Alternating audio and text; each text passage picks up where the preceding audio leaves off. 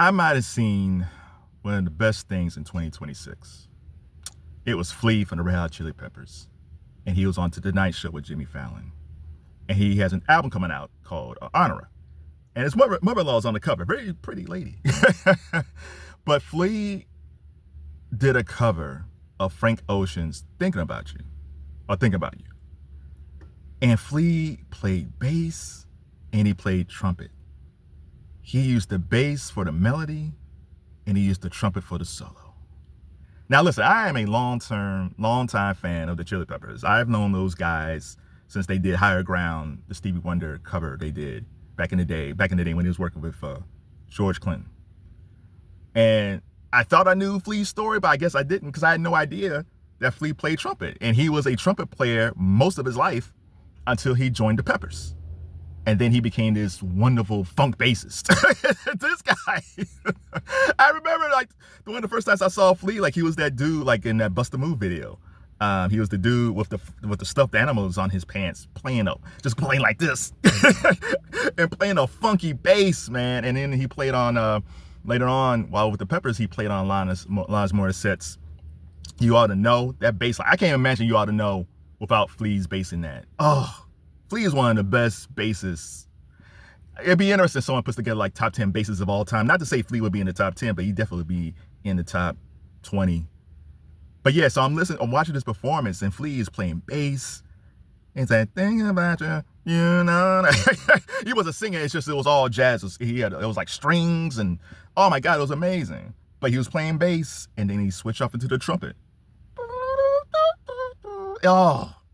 Now I've seen guys play guitar and play harmonica like Bruce Springsteen and Bob Dylan. I've seen Prince jump from lead guitar to bass to keys to drums. Hell, I've even seen Stevie Wonder play keys and then play a drum. It's like, wait a minute, there's a great.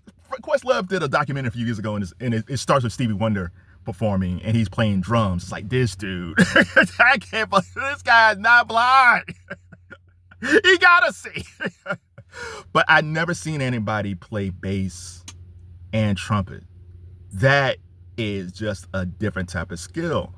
And again, like he was growing up, he was a trumpet player. His stepdad was a jazz musician, and Flea played trumpet all the way up until the Chili Peppers was formed. And that's like two different brains, man. I don't even know how many people can actually do that. But when you listen to his version of Think About You, it's very relaxing, man. You just like, first you start thinking about Frank Ocean's version, but then you just bask into the horn playing and the bass and the strings. It's like, and on the album version, you really get to hear the strings.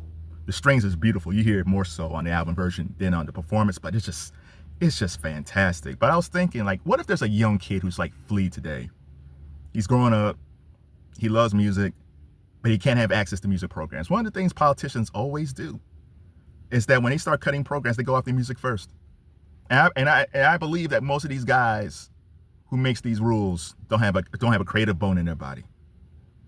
We need arts programs, we need music programs. And again, it's not to say like every kid is going to go into music and go into art.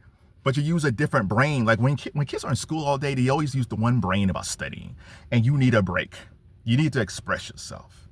And for some reason, authoritarian countries, politicians who don't like music and art, they just don't like creative people.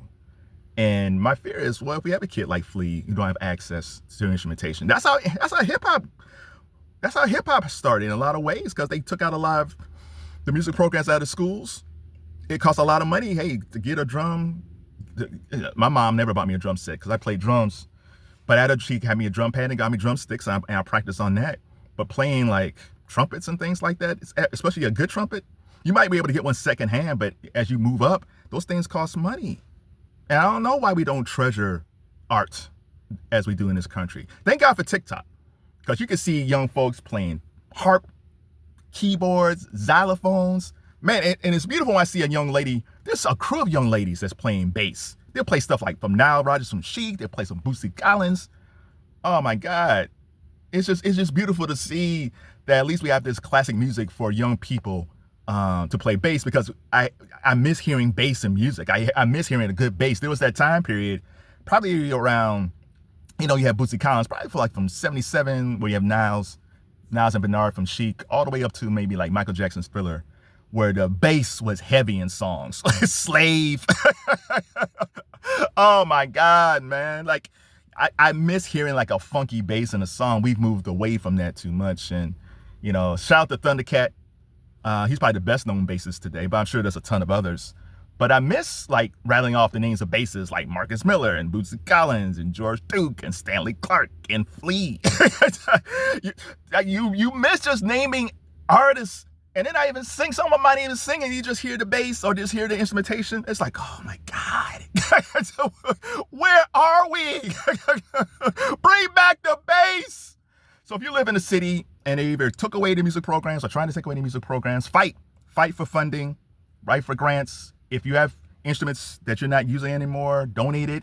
If you come across instruments at a thrift store and it's kind of cheap, buy it and give it to a kid or donate to a kid. And let's have, and just expand our minds when it comes to music. Like, I guess Flea, he loved not Dizzy Gillespie. He met Dizzy Gillespie, but he loved Louis Armstrong. He loved Louis Armstrong growing up. And I remember when I was a kid, my mom used to drop me and my brother off to get our haircuts. I was like 13, 14 years old. And it was an old guy. He always played jazz every time we were there. And this was during the era of Michael Jackson and Prince. I'm like, come on, bruh. Jazz again. But you know what happened? That stuff, even though I'm a music guy, that stuff was still sinking in my brain. And by the time I hit college, and I'm hearing Tribe Called Quest and Gangstar and Diggable Planets and all these guys who are sampling all these jazz records, 12, 13, 14-year-old me who wasn't really into it, all that stuff was clicking in. So make sure you expose kids to older music. It's funny, like older music nowadays is like Jodeci and Boyz II Men.